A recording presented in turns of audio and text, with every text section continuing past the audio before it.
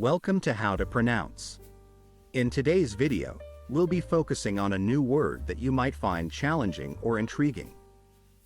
So without further ado, let's dive into today's word, 森林浴 which means a Japanese term meaning forest bathing, the practice of spending time in nature as a way to reduce stress and anxiety. Let's say it all together. 森林浴 One more time.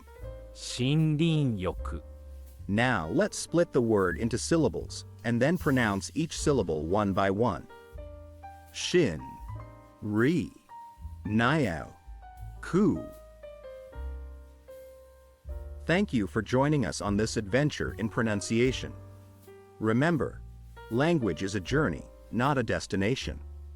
Keep exploring, experimenting, and expanding your linguistic horizons. We'll see you next time.